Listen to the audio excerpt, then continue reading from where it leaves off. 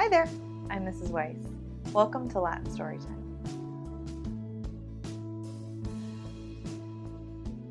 Today I'm going to tell you the story of the Emperor's New Clothes. First, let's hear the Latin words that we'll be using in today's story. Here are vestes. You're wearing vestes right now. Your shirt is vestes, your pants are vestes, your jacket and socks are vestes. Vestes are made from textile. Textilia come in many colors and patterns, and they're used to make vestes or curtains or bedding. Textilia are made by textoribus. A textor weaves thread through a loom to create textilia. Here is imperator. An imperator is a ruler even greater than a king. While a king rules over a kingdom or a nation, an imperator rules over a whole empire, which may be made up of many nations. Finally, here we have a girl who's looking through her binoculars to vedere what may be out in the woods. Maybe she vedet an animal. Maybe she vedet just trees. Maybe she vedet birds. The binoculars help her vedere the things out in the woods. All right, now we're ready for the Emperor's New Clothes. Many years ago, there was Imperator, who was so excessively fond of new vestes that he spent all his money on them. He did not trouble himself in the least about his soldiers, nor did he care to go to either the theater or the hunt. He had a different suit for each hour of the day, and it was often said of him, Imperator is sitting in his wardrobe.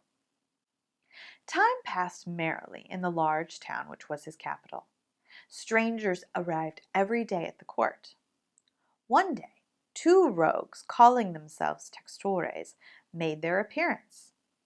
They said they knew how to weave textilia of the most beautiful colors and elaborate patterns, but with the unique feature that vestes manufactured from them would have the wonderful property of remaining invisible to anyone who was unfit for the office he held or who was extraordinarily simple in character.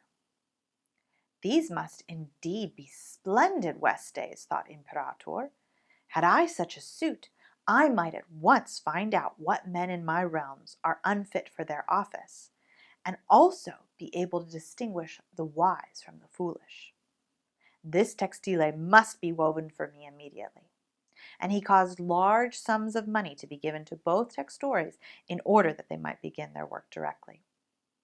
So the two supposed textores set up two looms and pretended to work very busily, though in reality they did nothing at all. They asked for the most delicate silk and the purest gold thread, put both into their knapsacks, and then continued their work at the empty looms late into the night. I should like to know how textores are getting on with my textili, said Imperator to himself, after some little time had elapsed. I will send my faithful old minister to textores. He will be best able vedere how textile looks, for he is a man of sense, and no one can be more suitable for his office than he is. So the faithful old minister went into the hall, where the knaves were working with all their might at their empty looms. What can be the meaning of this? Thought the old man, opening his eyes very wide. I cannot vedere the least bit of thread on the looms. However, he did not express his thoughts aloud. The impostors asked him whether the design pleased him, and whether the colors were not very beautiful, at the same time pointing to the empty frames. The poor old minister looked and looked, but he could not vedere anything on the looms for a very good reason, namely, there was nothing there. What? Thought he again. Is it possible that I am a simpleton? I have never thought myself so. Can it be that I am unfit for my office? I will never confess that I could not vedere textile. Well, Sir Minister, said one textor, still pretending to work, you do not say whether textile pleases you. Oh, it is excellent, replied the old minister, looking at the loom through his spectacles. This pattern and the colors, yes, I will tell Imperatori without delay how very beautiful I think them. We shall be much obliged to you, said the impostors, and then they named the different colors and described the pattern of the imaginary textilis. The old minister listened attentively to their words, in order that he might repeat them to Imperatori.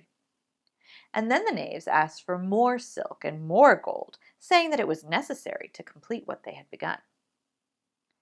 Imperator now sent another officer of his court wisum how the men were getting on, and to ascertain whether textile would soon be ready.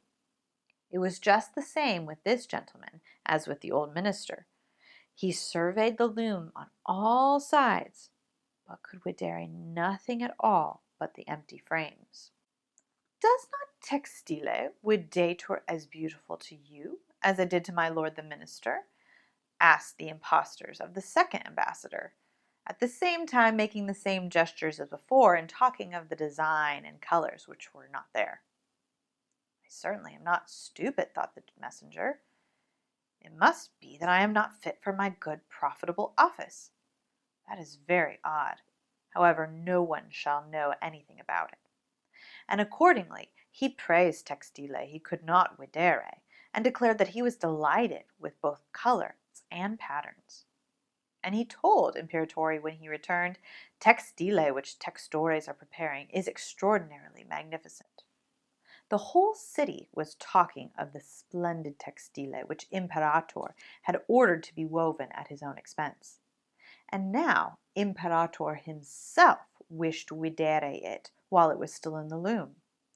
Accompanied by a select number of officers of the court, among whom were the two men who had already admired textile, he went to the crafty impostors, who, as soon as they were aware of Imperatorem approaching, went on working more diligently than ever, although they still did not pass a single thread through the looms.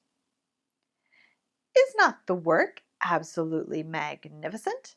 Said the two officers of the crown who had been there before. If your majesty will only be pleased to look at it, what a splendid design! What glorious colors! And at the same time they pointed to the empty frames, for they imagined that everyone else could videre this exquisite piece of workmanship. How is this? Said Imperator to himself. I can videre nothing. This is indeed a terrible affair. Am I a simpleton? Or am I unfit to be Imperator? That would be the worst thing that could happen. Oh, textile is charming, he said aloud. It has my complete approval. And he smiled most graciously and looked closely at the empty looms, for on no account would he say that he could not videre what two of the officers of his court had praised so much. All his retinue now strained their eyes, hoping to discover something on the looms, but they could videre no more than the others. Nevertheless, they all exclaimed, "Oh, how beautiful!" and advised His Majesty to have some new westays made from this splendid textile for the approaching procession. Magnificent! Charming! Excellent! Resounded on all sides. Imperator shared in the general satisfaction and presented the impostors with knighthoods and the title Gentlemen Textores. The rogues sat up the whole of the final night and had 16 lights burning, so that everyone could videre how anxious they were to finish the new suit Imperatores. They pretended to roll textile off the looms, cut the air with their scissors, and sewed with needles without any thread in them. Behold, cried they at last, the new vestes Imperatores are ready. And now Imperator, with all the grandees of his court, came to textores, and the rogues raised their arms as if in the act of holding something up, saying, Here are your majesty's trousers, here is the scarf, here is the mantle. The whole suit is as light as a cobweb. One might fancy one has nothing at all on when dressed in it. That, however, is the great virtue of this delicate textilis. Yes, indeed, said all the courtiers, although not one of them could vedere anything of this exquisite manufacture. If your Imperial Majesty will be graciously pleased to take off your old westays, we will fit on the new suit in front of the looking-glass. Imperator was accordingly undressed, and the rogues pretended to array him in his new suit. How splendid His Majesty looks in his new westiboots, and how well they fit, everyone cried out. What a design! What colors! These are indeed royal westays.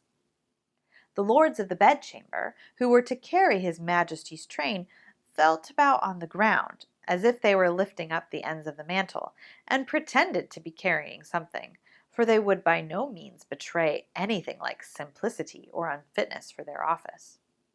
So now Imperator walked in the midst of the procession through the streets of his capital, and all the people standing by and those at the windows cried out, "Oh, how beautiful are the new westays of our imperatores! What a magnificent train there is to the mantle, and how gracefully the scarf hangs!"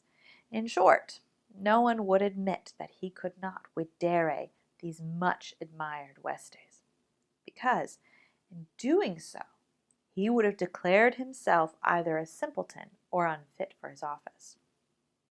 "But Imperator has nothing at all on," cried out a little child. "Listen to the voice of innocence," exclaimed the father. And what the child had said was whispered from one to another. "But he has nothing at all on," at last cried out all the people. Imperator was vexed, for he knew that the people were right. But he thought the procession must go on now, and the lords of the bedchamber took greater pains than ever holding up a train, although in reality there was no train to hold at all. The end. Thanks for joining me today for Latin Storytime. I'll see you next time. Bye!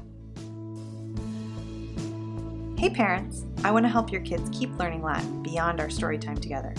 Visit latinstorytime.com/signup for free access to each of my parents' guides, where I give you a list of the new words your child learned today and some tips to help you practice those words naturally in your daily life.